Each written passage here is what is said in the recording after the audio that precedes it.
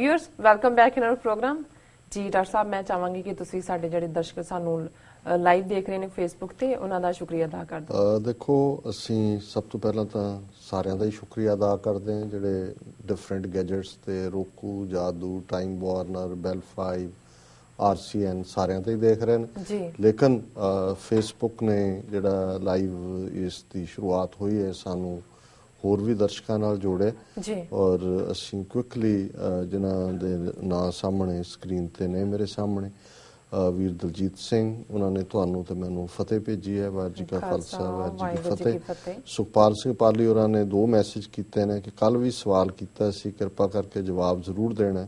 ਕੱਲ ਵੀ ਬਹੁਤ ਸਾਰੇ 100 ਦੇ ਕਰੀਬ ਮੇਰੇ ਖਿਆਲ ਹੈ ਮੈਸੇਜ ਨੇ, ਇਹਨਾਂ ਦਾ ਸਵਾਲ ਕਿਤੇ ਗਵਾਚ ਗਿਆ, ਜੇ ਦੁਬਾਰਾ ਭੇਜ ਦੇਣ ਤੇ ਅਸੀਂ ਦੇਖਾਂਗੇ। ਮਨਿੰਦਰ ਸਿੰਘ ਉਹਨਾਂ ਨੇ ਕਿਹਾ ਕਿ ਬੇਅੰਤੇ ਬੁੱਚੜ ਵਾਲਾ ਹਾਲ ਹੋਣਾ JNK ਦੀ CM ਦਾ ਜੀ। ਸੋ ਜ਼ਾਹਰ ਹੈ ਕਿ ਵੀ ਜਦੋਂ ਕੋਈ ਜ਼ੁਲਮ ਕਰਦਾ ਹੈ ਤੇ ਜ਼ੁਲਮ ਦਾ ਅਖੀਰ ਇਹੀ ਕੁਛ ਹੁੰਦਾ। ਸੋ ਅਸੀਂ ਕੋਈ ਹਿੰਸਾ ਦੇ ਹੱਕ 'ਚ ਨਹੀਂ ਹੈ, ਪਰ ਕੁੱਲ ਮਿਲਾ ਕੇ ਜਦੋਂ ਤੁਸੀਂ ਇਤਿਹਾਸ ਦੇ ਪੰਨਿਆਂ ਵੱਲ ਨਜ਼ਰ ਮਾਰਦੇ ਹੋ ਤੇ ਕੋਈ ਵੀ ਜਿਹੜਾ ਇਸ ਕਿਸਮ ਦਾ ਲੋਕਾਂ ਦੇ ਜਜ਼ਬਿਆਂ ਨਾਲ ਖੇਡਣਾ ਹੁੰਦਾ ਇਹ ਕੋਈ ਸਿਆਣੀ ਗੱਲ ਨਹੀਂ ਹੁੰਦੀ। ਗੁਪਤ ਫੌਜਾਂ ਦੀ ID ਤੋਂ ਵੀ ਲਿਖਦੇ ਨੇ ਬਹੁਤ ਵਧੀਆ ਕੀਤਾ ਲਾਈਵ ਫੇਸਬੁੱਕ ਤੇ ਕਰਕੇ।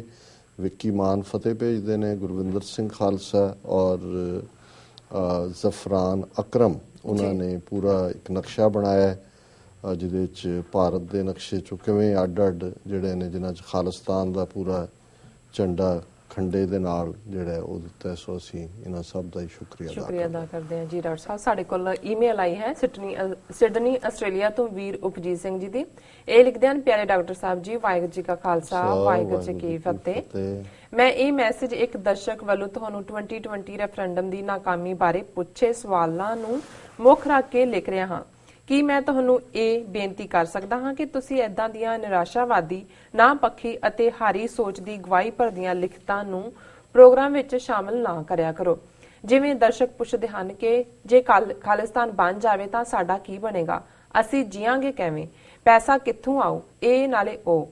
ਮੈਂ ਸਮਝਦਾ ਹਾਂ ਕਿ ਪਿਛਲੇ ਕੁਝ ਸਾਲਾਂ ਦੌਰਾਨ ਤੁਸੀਂ ਇਸ ਸਭ ਤੇ ਬਹੁਤ ਕੁਝ ਵਿਸਥਾਰ ਨਾਲ ਸਮਝਾ ਤੇ ਦੱਸ ਚੁੱਕੇ ਹੋ। ਜੇ ਹੁਣ ਵੀ ਕਿਸੇ ਦੇ ਮਨ ਵਿੱਚ ਸ਼ੰਕਾ ਹੈ ਤਾਂ ਉਹਨਾਂ ਲਈ ਮੈਂ ਇੱਕ ਲਾਈਨ ਕਹਿਣਾ ਚਾਹੁੰਦਾ ਹਾਂ, ਵੈਨ ਇਨ ਡਾਊਟ ਲੀਵ ਮੀ ਆਊਟ। ਸਾਨੂੰ ਉਹ ਸਿੱਖ ਚਾਹੀਦੇ ਹਨ ਜਿਹੜੇ ਤਨੋਂ ਵੱਖਰੇ ਸਿੱਖ ਰਾਜ ਨੂੰ ਸਮਰਪਿਤ ਹੋਣ।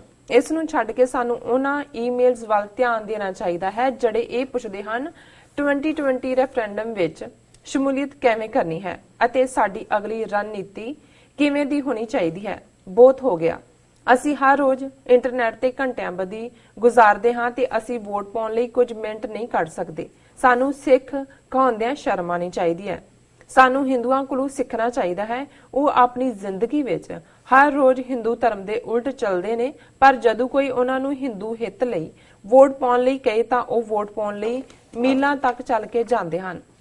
ਮੈਂ ਇੱਕ ਹੋਰ ਉਦਾਹਰਨ ਦੇਣੀ ਚਾਹੁੰਦਾ ਹਾਂ। ਇੱਥੇ ਆਸਟ੍ਰੇਲੀਆ ਵਿੱਚ ਜੇ ਤੁਸੀਂ ਨੈਸ਼ਨਲ ਸੈਂਸਸ ਵਿੱਚ ਹਿੱਸਾ ਨਹੀਂ ਲੈਂਦੇ ਤਾਂ ਤੁਹਾਨੂੰ ਜੁਰਮਾਨਾ ਭਰਨਾ ਪੈਂਦਾ ਹੈ। ਜਿਹੜਾ ਸਿੱਖ 2020 ਰੈਫਰੈਂਡਮ ਵਿੱਚ ਹਿੱਸਾ ਨਹੀਂ ਲੈਂਦਾ ਉਸ ਨੂੰ ਵੀ ਜੁਰਮਾਨਾ ਹੋਣਾ ਚਾਹੀਦਾ ਹੈ, ਘੱਟੋ ਘੱਟ ਇਖਲਾਕੀ ਤੌਰ ਤੇ ਹੋਵੇ। ਸਾਡੀ ਸਪਿਰਿਟ ਏਦਾਂ ਦੀ ਹੋਣੀ ਚਾਹੀਦੀ ਹੈ, ਇਵੇਂ ਨਹੀਂ ਰੋਂਦੇ ਜਵਾਕਾਂ ਵਾਂਗ ਈਮੇਲ ਲਿਖੀ ਜਾਓ। ਕੀ ਇਹ ਲੋਕ ਸੋਚਦੇ ਹਨ ਕਿ ਸਾਡੀ ਨੇ ਵਟ ਇਫ ਜੇ ਏਦਾਂ ਸੋਚ ਕੇ ਕੁਰਬਾਨੀ ਦਿੱਤੀ? ਡਾਕਟਰ ਸਾਹਿਬ ਏਦਾਂ ਦੇ ਬੰਦਿਆਂ ਲਈ ਤੁਹਾਡਾ ਜਵਾਬ ਇਹ ਹੋਣਾ ਚਾਹੀਦਾ ਹੈ, when the going gets tough the tough get going and if you are not tough we have had enough। ਇਹ ਪੁਰਾਣੀ ਕਹਾਵਤ ਹੈ। ਕਿਰਪਾ ਕਰਕੇ ਮੇਰੇ ਬੋਲਾਂ ਦਾ ਗੁੱਸਾ ਨਾ ਕਰਿਓ। ਉਮੀਦ ਹੈ ਕਦੇ ਤੁਹਾਡੇ ਨਾਲ ਰੱਬ ਮੁਲਾਕਾਤ ਕਰਾਏਗਾ। ਧੰਨਵਾਦ ਜੀ ਡਾਕਟਰ ਸਾਹਿਬ। ਵੀਰ ਉਪਜੀਤ ਸਿੰਘ ਜੀ ਦਾ ਬਹੁਤ ਬਹੁਤ ਸ਼ੁਕਰੀਆ। ਉਹਨਾਂ ਨੇ ਸਾਨੂੰ ਸਿਡਨੀ ਆਸਟ੍ਰੇਲੀਆ ਤੋਂ ਲਿਖਿਆ। ਉਹਨਾਂ ਨੂੰ ਇਸ ਗੱਲ ਦੇ ਉੱਤੇ ਇਤਰਾਜ਼ ਹੈ ਕਿ ਬਹੁਤ ਵਾਰ ਇਹ ਜਿਹੜੀਆਂ ਨਾਪੱਖੀ ਲਿਖਤਾਂ ਵਾਲੇ ਨੇ ਇਹ ਟਾਈਮ ਖਾ ਜਾਂਦੇ ਨੇ ਜੀ ਔਰ ਇਹਨਾਂ ਨੇ ਬਾਰ-ਬਾਰ ਉਹੀ ਗੱਲਾਂ ਜਿਹੜੀਆਂ ਪਿਛਲੇ 3-4 ਸਾਲ ਤੋਂ ਅਸੀਂ ਲਗਾਤਾਰਤਾ ਨਾਲ ਕਿਸੇ ਇੱਕ ਜਾਂ ਦੂਸਰੇ ਸਵਾਲ ਦੇ ਰਿਸਪੌਂਸ 'ਚ ਕਹੀਆਂ ਹੁੰਦੀਆਂ ਨੇ ਉਹ ਰਿਪੀਟ ਕਰਨ ਲਈ ਸਾਨੂੰ ਜਿਹੜਾ ਹੈ ਉਹ ਮਜਬੂਰ ਹੋਣਾ ਪੈਂਦਾ ਔਰ ਇਹਦੇ 'ਚੋਂ ਨਿਰਾਸ਼ਾ ਵੀ ਪੈਦਾ ਹੁੰਦੀ ਹੈ। ਔਰ ਫਿਰ ਉਹਨਾਂ ਦਾ ਇਹੀ ਕਹਿਣਾ ਕਿ ਵੀ ਵੈਨ ਇਨ ਡਾਊਟ ਲੀਵ ਮੀ ਆਊਟ, ਕਿ ਵੀ ਜੇ ਹੁਣ ਸ਼ੱਕ ਹੈ ਫਿਰ ਛੱਡੋ ਖਹਿੜਾ, ਪਾਸੇ ਹੋਵੋ। ਔਰ ਫਿਰ ਉਹਨਾਂ ਨੇ ਕਿਹਾ ਵੀ ਚਾਹੀਦਾ ਤਾਂ ਇਹ ਹੈ ਕਿ ਵੀ ਅਸੀਂ ਕਿਵੇਂ ਪਾਰਟਿਸਿਪੇਟ ਕਰ ਸਕਦੇ ਹਾਂ, ਸਾਡੀ ਰਣਨੀਤੀ ਕੀ ਹੋਏ। ਔਰ ਉਹਨਾਂ ਨੇ ਫਿਰ ਇਹ ਕਿਹਾ ਕਿ ਭਾਈ ਹਿੰਦੂ ਭਾਵੇਂ ਕੋਈ ਪ੍ਰੈਕਟਿਸਿੰਗ ਹੈ ਨਹੀਂ ਹੈ, ਕਿਸੇ ਰੁਖ 'ਚ ਤੁਰਿਆ ਹੈ, ਕੋਈ ਕਿਹਦਾ ਪੁਜਾਰੀ ਹੈ, ਕੋਈ ਰੱਬ ਨੂੰ ਮੰਨਣ ਵਾਲਾ ਹੈ, ਕਿ ਇਹਨਾਂ ਦੇ ਵਿੱਚ ਵੀ ਜਿਹੜੇ ਨੇ ਉਹ ਨਾਸਤਿਕਤਾ ਵਾਲੇ ਨੇ। ਪਰ ਜਦੋਂ ਹਿੰਦੂ ਇੰਟਰਸਟ ਦੀ ਗੱਲ ਆਉਂਦੀ ਹੈ ਕਲੈਕਟਿਵਲੀ, ਫਿਰ ਉਹਨਾਂ ਦੇ ਕਾਮਰੇਡ ਹੋਣ, ਜਨਸੰਘੀ ਹੋਣ, ਕਾਂਗਰਸੀ ਹੋਣ, ਕੁਝ ਵੀ ਨਾ ਹੋਣ, ਉਹ ਸਾਰੇ ਇਕਜੁੱਟ ਹੋ ਜਾਂਦੇ ਨੇ। ਔਰ ਸਾਨੂੰ ਆਪਣਿਆਂ ਨਾਲ ਹੀ ਡੀਲ ਕਰਨਾ ਪੈਂਦਾ ਹੈ ਕਿ ਵੀ ਇਹ ਹੋਏਗਾ ਕਿ ਨਹੀਂ ਹੋਏਗਾ। ਫਿਰ ਉਹਨਾਂ ਨੇ ਕਿਹਾ ਵੀ ਜਿਵੇਂ ਸੈਂਸਸ ਆਸਟ੍ਰੇਲੀਆ ਦਾ ਹੈ ਲਾਅ ਕਿ ਵੀ ਜਿਹੜਾ ਪਾਰਟਿਸਿਪੇਟ ਨਹੀਂ ਕਰਦਾ ਉਹਨੂੰ ਜੁਰਮਾਨਾ ਕੀਤਾ ਜਾਂਦਾ, ਵੀ ਸਾਡਾ ਵੀ ਇਸ ਕਿਸਮ ਦਾ ਰਾਦਰ ਅਸੀਂ ਇਹ ਕਹੀਏ ਵੀ ਜਿਹੜਾ ਇਹਦੇ 'ਚ ਸ਼ਾਮਲ ਨਹੀਂ ਹੋਏਗਾ ਉਹਦੇ ਉੱਤੇ ਕੀ ਅਸੀਂ ਇਖਲਾਕੀ ਕੀ ਉਹਦੇ ਉੱਤੇ ਅਸੀਂ ਫਰਜ਼ ਲਾਗੂ ਕਰ ਸਕਦੇ ਹਾਂ। ਫਿਰ ਉਹਨਾਂ ਨੇ ਕਿਹਾ ਕਿ ਵੀ ਤੁਸੀਂ ਜਵਾਬ ਇਸ ਕਿਸਮ ਦਾ ਹੀ ਦਿਓ ਕਿ ਭਾਈ ਜੇ ਤੁਸੀਂ ਟਫ ਹਾਲਾਤ ਦੇ ਵਿੱਚ, ਜਿਹੜਾ ਬੰਦਾ ਅੱਗੋਂ ਹੋਰ ਟਫ ਨਹੀਂ ਹੁੰਦਾ ਉਹ ਹਾਲਾਤ ਉਹਨੂੰ ਨਹੀਂ ਬਣਾਉਂਦੇ। ਬਹੁਤ ਸੋਹਣੀ ਕੋਟ ਉਹਨਾਂ ਨੇ ਕਹੀ ਹੈ ਜੀ। ਔਰ ਫਿਰ ਉਹਨਾਂ ਨੇ ਨਿੱਜੀ ਮੁਲਾਕਾਤ ਦੀ ਕਾਮਨਾ ਕੀਤੀ ਹੈ। ਸੋ ਮੈਂ ਅਖੀਰ ਤੋਂ ਸ਼ੁਰੂ ਕਰਾਂ, ਮੇਰੇ ਲਈ ਵੀ ਖੁਸ਼ਕਿਸਮਤੀ ਹੋਏਗੀ ਜਦੋਂ ਮੈਂ ਆਪਣੇ ਵੀਰ ਉਪਜੀਤ ਸਿੰਘ ਹੋਰਾਂ ਨੂੰ ਕਦੇ ਮਿਲ ਸਕਾਂਗਾ, ਜਦੋਂ ਵੀ ਕੋਈ ਮੌਕਾ ਬਣੇ। Most welcome. ਦੇਖੋ ਮੈਨੂੰ ਯਾਦ ਹੈ ਕਿ ਹਾਲਾਂ ਇਹ ਕੋਈ ਕੋਟ ਕਰਨ ਲਈ ਤਾਂ ਨਹੀਂ ਹੈ, ਲੇਕਿਨ ਕਈ ਵਾਰ ਤੁਸੀਂ ਜਿਹੜਾ ਵਿਰੋਧੀ ਹੈ ਉਸ ਤੋਂ ਵੀ ਸਿੱਖਦੇ ਹੋ। ਖੁਸ਼ਵੰਤ ਸਿੰਘ ਨੇ ਆਪਣਾ ਕਰੀਅਰ ਭਾਵੇਂ ਪਹਿਲਾਂ ਫੋਰਨ ਸਰਵਿਸ ਥੋੜੀ ਬਹੁਤ ਦੇਰ, ਫਿਰ BBC ਦੇ ਨਾਲ ਵੀ, ਫਿਰ ਦੂਜਾ ਇਵੈਂਚੁਅਲੀ ਉਹ ਇਲਸਟ੍ਰੇਟਡ ਵੀਕਲੀ ਦਾ ਐਡੀਟਰ ਬਣ ਕੇ ਆਇਆ ਜੀ। ਔਰ ਉਹਦੇ ਐਡੀਟਰ ਬਣਨ ਤੋਂ 6 ਮਹੀਨੇ ਸਾਲ ਬਾਅਦ ਜਿਹੜੀ ਉਹਦੀ ਸਰਕੂਲੇਸ਼ਨ ਸੀ ਉਹ ਸ਼ਾਇਦ 10 ਗੁਣਾ ਜਾਂ ਜ਼ਿਆਦਾ ਵੱਧ ਗਈ। ਉਹਨੂੰ ਪੁੱਛਿਆ ਗਿਆ ਇੱਕ ਇੰਟਰਵਿਊ 'ਚ ਕਿ ਵੀ ਤੁਸੀਂ ਇਹ ਜਿਹੜਾ ਹੈ ਇਹ ਕੀ ਕੀਤਾ ਐਸਾ। ਉਹਨੇ ਹੋਰ ਵੀ ਗੱਲਾਂ ਕਹੀਆਂ, ਪਰ ਇੱਕ ਗੱਲ ਜਿਹੜੀ ਮੈਨੂੰ ਲੱਗਦਾ ਜਿਹਦੇ ਕਰਕੇ ਬਹੁਤ ਵਾਰ ਅਸੀਂ, ਇਹ ਤਾਂ ਨਹੀਂ ਹੈ ਵੀ ਇਹ ਖੁਸ਼ਵੰਤ ਸਿੰਘ ਫਾਰਮੂਲਾ ਹੈ, ਪਰ ਮੈਨੂੰ ਇਹ ਲੱਗਦਾ ਹੁੰਦਾ ਹੈ ਕਿ ਵੀ ਇਹ ਜਿਹੜੇ ਨੈਗੇਟਿਵ ਪੱਖ ਵਾਲੇ ਨੇ, ਜੇ ਤੁਸੀਂ ਇਹਨਾਂ ਨੂੰ ਥਾਂ ਦਿੰਦੇ ਹੋ ਤੇ ਇਹਦੇ 'ਚ ਬਹੁਤ ਸਾਰੇ ਜਿਹੜੇ ਸਾਡੇ ਨਾਲ ਪੋਜ਼ਿਟਿਵ ਵਾਲੇ ਵੀ ਤੁਰੇ ਹੁੰਦੇ ਨੇ, ਪਰ ਜਦੋਂ ਉਹ ਨੈਗੇਟਿਵ ਵਾਲਿਆਂ ਨੂੰ ਫੇਸ ਕਰਦੇ ਨੇ ਉਹਨਾਂ ਕੋਲ ਆਰਗੂਮੈਂਟ ਨਹੀਂ ਹੁੰਦਾ ਜੀ। ਔਰ ਉਹਨਾਂ ਨੂੰ ਇਹ ਫੂਡ ਫਾਰ ਥਾਟ ਦੇਣਾ ਵੀ ਹੁੰਦਾ ਹੈ, ਜਿੱਥੇ ਨੈਗੇਟਿਵ ਵਾਲਿਆਂ ਨੂੰ ਐਕਨੋਲਜ ਕਰਨਾ ਵੀ ਹੁੰਦਾ ਹੈ ਕਿ ਭਾਈ ਅਸੀਂ ਕੋਈ ਅਵਰਸ ਨਹੀਂ ਹੈ ਕ੍ਰਿਟਿਸਿਜ਼ਮ ਨੂੰ। ਸੋ ਖੁਸ਼ਵੰਤ ਸਿੰਘ ਨੇ ਕਿਹਾ, ਉਹਨੇ ਕਿਹਾ ਜੀ ਜੇ 100 ਚਿੱਠੀਆਂ ਆਉਂਦੀਆਂ ਨੇ ਸਾਨੂੰ ਤੇ 20 ਖਿਲਾਫ ਹੁੰਦੀਆਂ ਸਾਡੇ ਕਿ ਵੀ ਆਹ ਤੁਸੀਂ ਕਰਤਾ, ਆਹ ਲਿਖਤਾ, ਉਹ 80 ਹੱਕ 'ਚ ਹੁੰਦੀਆਂ। ਉਹਨੇ ਕਿਹਾ ਜੀ ਮੈਂ ਜਿਹੜਾ 80 ਹੈ ਉਹ ਛੱਡ ਦਿੰਦਾ ਤੇ ਉਹਨਾਂ 20 ਚੋਂ ਮੈਂ ਅੱਗੋਂ ਜਿੰਨੀਆਂ ਵੀ ਲੱਗ ਸਕਦੀਆਂ ਨੇ 8-10 ਮੈਂ ਪਿਕ ਕਰਦਾ। ਪੜ੍ਹਨ ਵਾਲੇ ਨੂੰ ਲੱਗਦਾ ਵੀ ਸਾਰੇ ਹੀ ਸ਼ਾਇਦ ਖਿਲਾਫ ਨੇ, ਪਰ ਇਹਦੇ ਰਾਹੀਂ ਮੈਂ ਉਹਨਾਂ ਨੂੰ ਐਕਨੋਲਜ ਕਰਦਾ। ਉਹ ਜਿਹੜੇ ਨੇ ਫਿਰ ਇੱਕ ਖਰੀਦਦੇ ਵੀ ਨੇ ਇਹ ਦੱਸਣ ਲਈ ਕਿ ਦੇਖੋ ਮੇਰੀ ਚਿੱਠੀ ਇਹਦੇ 'ਚ ਛਪੀ ਹੈ।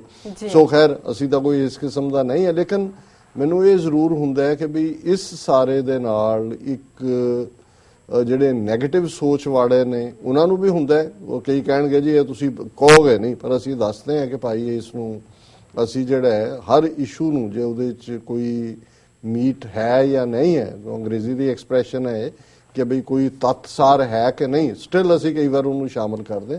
ਹਾਲਾਂਕਿ ਇਹਦੇ 'ਚ ਕੋਈ ਸ਼ੱਕ ਨਹੀਂ ਹੈ ਕਿ ਹੁਣ ਕਈ ਵਾਰ ਜਿਹਨੂੰ ਜੇ ਪੰਜਾਬੀ ਦਾ ਸ਼ਬਦ ਖਿਜਨ ਕਹਿਣਾ ਹੋਏ ਤਾਂ ਖਿਜਨ ਵੀ ਆ ਜਾਂਦੀ ਹੈ ਕਿ ਬਈ ਤੁਸੀਂ ਇਹ ਦੇਖੋ ਕਿ ਬਈ, ਔਰ ਇਸ ਲਈ ਵੀ ਮੈਂ ਅਕਸਰ ਇਸ ਫੋਰਮ ਤੇ ਤਾਂ ਮੈਂ ਨਹੀਂ ਬਹੁਤਾ ਯੂਜ਼ ਕੀਤਾ, ਆਪਣੀਆਂ ਮੈਂ ਸਪੀਚਿਸ 'ਚ ਪ੍ਰੈਜ਼ੀਡੈਂਟ ਕੈਨੇਡੀ ਦੀ ਇੱਕ ਕੋਟ ਅਕਸਰ ਦੁਹਰਾਉਂਦਾ ਹੁੰਦਾ ਕਿ never ਐਸਕ what nation is doing for us, always ask what I am doing for the nation।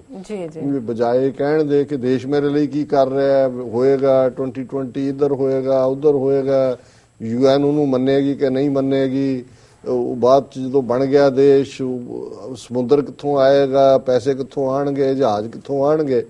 ਸੋ ਉਹਨਾਂ ਨੇ ਕਿ ਵੀ ਇਹ ਆਪਣੇ ਆਪ ਨੂੰ ਪੁੱਛੋ ਕਿ ਵੀ ਸਾਡਾ ਦੇਸ਼ ਬਣਨਾ, ਅਸੀਂ ਦੇਸ਼ ਬਣਾਉਣ ਦੇ ਲਈ ਕੀ ਕਰ ਰਹੇ। ਸੋ ਕੁੱਲ ਮਿਲਾ ਕੇ ਜਿਹੜਾ ਮੈਂ ਸਮਝਦਾ ਵੀ ਇਸ ਕਿਸਮ ਦੇ ਲੋਕ ਰਹਿਣੇ ਨੇ ਨਾਲ ਨਾਲ, ਤੇ ਉਪਜੀਤ ਸਿੰਘ ਜੀ ਚਲੋ ਇਸ ਬਹਾਨੇ ਜੇ ਉਹ ਘੱਟੋ ਘੱਟ TV 84 ਤੱਕ ਪਹੁੰਚਦੇ ਨੇ, ਲਿਖਦੇ ਨੇ, ਫਿਰ ਦੇਖਦੇ ਸੁਣਦੇ ਵੀ ਹੋਣਗੇ ਕਿ ਜੀ ਸਾਡਾ ਨਾਂ ਬੋਲਿਆ ਤੇ ਨਾਂ ਬੋਲਣ ਤੋਂ ਬਾਅਦ ਸ਼ਾਇਦ ਕਦੇ ਇਸ ਕਿਸਮ ਦੇ ਵਿਹਲੜਾਂ ਨੂੰ ਵੀ ਲੱਗੇ ਕਿ ਵੀ ਚਲੋ ਸਰਕਾਰਾਂ ਦੇ ਖਿਲਾਫ ਕੋਈ ਹੋਰ ਮਾਰਨ ਦੀ ਤਾਂ ਹਿੰਮਤ ਨਹੀਂ, ਤੀਰ ਤਾਂ ਅਸੀਂ ਚਲਾਉਣਾ ਨਹੀਂ, ਤੁੱਕਾ ਹੀ ਮਾਰ ਦਈਏ ਚੁੱਕ ਕੇ, ਸੋ ਹੱਥ ਚੁੱਕਣਗੇ ਤੁੱਕਾ ਮਾਰਨ ਨੂੰ ਹੀ। ਸੋ ਇਹਨਾਂ ਦਾ ਬਹੁਤ ਬਹੁਤ ਧੰਨਵਾਦ। ਇਹ ਬੜੇ ਸੂਝਵਾਨ ਵੀਰ ਨੇ ਔਰ ਇਹ ਵੀ ਲਿਖਤ ਇਹਨਾਂ ਦੀ ਹੌਸਲਾ ਵਧਾਊ ਹੈ, ਇਹ ਵੀ ਇਹ ਦੱਸਣ ਦੇ ਲਈ ਵੀ ਇਹ ਵੇਲੜ ਵੀ ਨਾਲ ਹੀ ਰਹੇ ਨੇ। ਜੀ ਡਾਕਟਰ ਸਾਹਿਬ, ਬਿਲਕੁਲ। ਇੱਥੇ ਲੈਣੇ ਬ੍ਰੇਕ। ਵਿਊਅਰਸ, ਵਿਚਾਰਾਂ ਦਾ ਸਿਲਸਿਲਾ ਇਸ ਤਰ੍ਹਾਂ ਚੱਲਦਾ ਰਹੇਗਾ। ਮਿਲਦੇ ਹਾਂ ਛੋਟੇ ਬ੍ਰੇਕ ਤੋਂ ਬਾਅਦ।